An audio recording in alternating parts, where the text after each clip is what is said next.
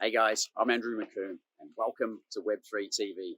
In today's video, I'm with Mike Charalambous, the CEO of Threedium, and we're going to discuss whether Web3 is actually environmentally friendly and how it's helping to eliminate waste from excess manufacturing. But before we do, make sure you register to watch every episode of Web3 TV here, where we share inspiring stories of all things Web3, making a difference to the world. All sorted?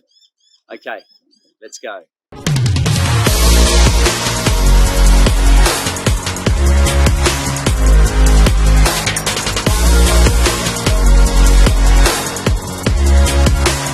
Mike, with so much growth and development occurring in the Web3 space and also a lot of skepticism as well, one of the biggest concerns raised in mainstream is that Web3 is not environmentally friendly. Is that correct?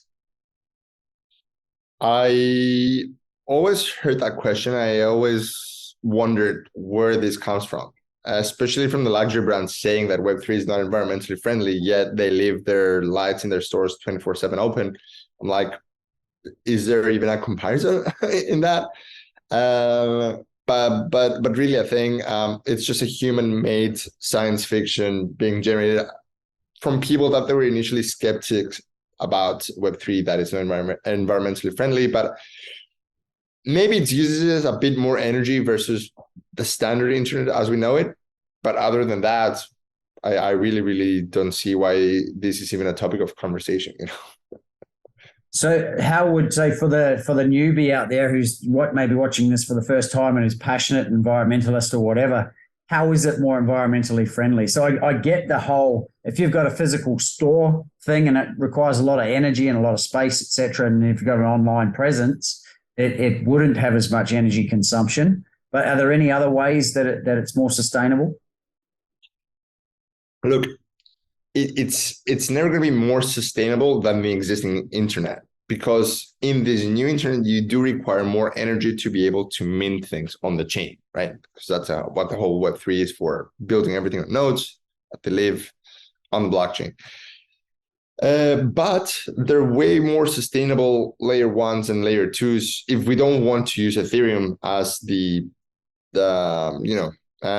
if we want to use Ethereum as the threshold, then you've got Polygon and Arbitrum and even Avalanche, that they're way more sustainable in the sense that they require much less energy to be able to mint and store the nodes.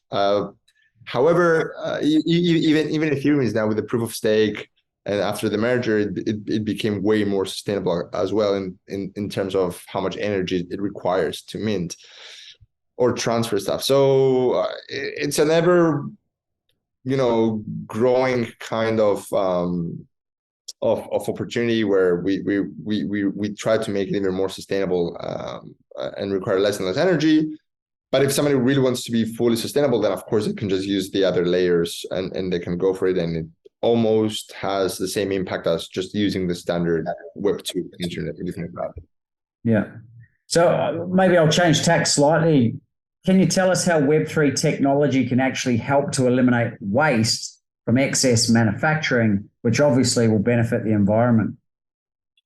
This is an excellent question. And again, it's tied back to our previous interview we did, where basically we're talking about traceability and sustainability. The fact that one can now use a digital twin or a 3D model, if you like, certified on the chain, being able to then use it as a prototyping and to ship it back and forth. So anyone that interacts with it or sees it, they can see on the chain that it's certified. It belongs, let's say, to Rolex, and that's the Rolex prototype, and I don't need to physically create or send something to prove it to you. Then that's already a huge win. Secondly, the fact that you can first buy the digital collectible as a proof of ownership, and that can carry inside information such as traceability of the materials that were being used and sourced to produce something. The fact that you can also have it authenticated on the chain, you don't need to print certifications and what have you to send it. That's already huge wins when it comes to becoming more environmentally friendly as a brand. And then thirdly, the fact that you don't need to physically see something manufactured, but again, you can trust the digital twin or the 3D display to ensure that this is real, and what I'm going to order, it's guaranteed, it's certified, it's going to come one-to-one to me.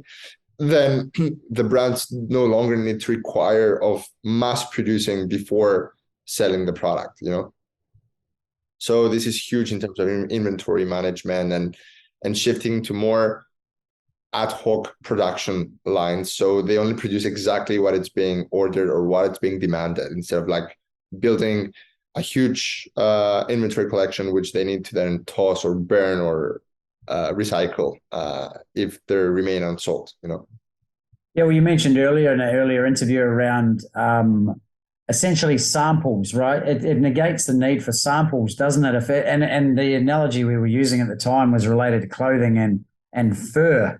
So obviously, if you don't have to have as many samples to just show people that may not fit them, for example, then you're not killing as many animals, are you, in the process? And I know that's an extreme example, but it's a legitimate one. But it's actually a problem that you're mitigating. So yeah, definitely, Cool. So what other ways or industries can you see Web3s by them improving their efficiency and addressing their environmental concerns over and above what we've already talked about? I mean, same applies also for any kind of industry that requires manufacturing, albeit being automotive or jewelry. Even the fact that you don't need to extract diamonds and you can shape diamonds and then certify them on the chain as the perfect diamond you created, and then you go and extract it. That's even a huge win as well. Same applies with I don't know, even with the so-called microchips right now, because if more and more users are going into the habit of designing cars using a 3D configurator and placing an order, and only after they place the order through a 3D configurator that goes into production, then kind of enables the brand to require a much lower upfront payment and demand for microchips, which right now it's a huge problem in terms of supply in the industry. So this could also be possibly alleviated. And all this, again, is powered by Web3, because digital twin acts as the proof of ownership or proof of demand, certified on the chain that you own it, that it's authenticated, that it's certified, and then sends the signal for production. So anything that has to do with production, and I'm only referring to production and manufacturing because this is the industry that I'm more closely operating in. I see huge transitions and huge shifts in manufacturing behavior and strategies. And anything on top of that, I don't know, around, I don't know what other use cases can be applied around climate change with Web3 and what have you, but I'm pretty sure, there's an answer for everything, because Web3 is such a modular environment. It really unlocks so many different possibilities. So with the right knowledge in the right industry, you can always use it to address all these kind of environmentally friendly impacts. Very cool. Well, guys, if you've listened to the interview and you've been stimulated maybe with some ideas or some questions, feel free to leave them in the comments below. Mike will happily answer them for you over time. We talk about him being the Threedium medium, so he's a wealth of knowledge and a real thought leader in this space. Guys, if you've missed it too, or you haven't seen it yet, we put together a fantastic interview with Mike and his journey into Web3 and how Threedium came to be and what it stands for and what it's doing. So if you want to watch that, then we'll put the link up there for you. Mike, as always, really appreciate having you on the show. Look forward to future episodes. And if there's anything that you could say that's going to, I guess, encourage people to get into Web3 even more because of the environmental friendliness or sustainability, floor is yours. All I'm saying is that they should stop being biased against it, or keep reading news that are skewed towards not allowing people to onboard on Web3. Web3 is not just a hype, it's a technology, and it's the natural evolution of the internet. whether they like it or not, this is it. Whether it's a bit complex now for people to comprehend or to spend much time with it, I understand that, but they need to be aware of it. They need to start thinking how this new internet is going to affect their businesses. And they really need to be a bit more open-minded and start navigating in the space. It's not easy. There's a frightening amount of information, almost overwhelming. But there's a lot of people there that they're already writing the space. They have knowledge, so use them, and start familiarizing yourselves with what is coming, because it's soon going to replace, the existing internet as we know it. The analogy I used the other day with a friend of mine is it's like the people who used to resist the car or the automobile when they were riding around in their horse and cart. It's inevitable, isn't it? It's going to be happening. It's already happening. So you might as well embrace it and get on board. Oil is being replaced by natural gas and alternative forms of energy. It's something that people never thought about it was going to come, but it's coming, right? So if that is changing, let alone Web3 replacing Web2, you know what I'm saying?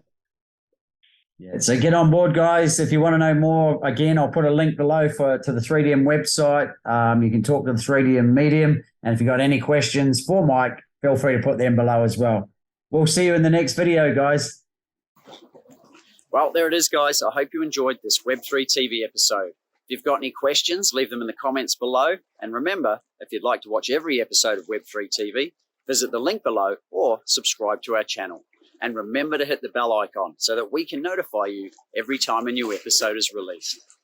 I'm Andrew McComb, and I look forward to sharing more inspiring Web3 TV episodes making a difference to the world. I'll see you soon.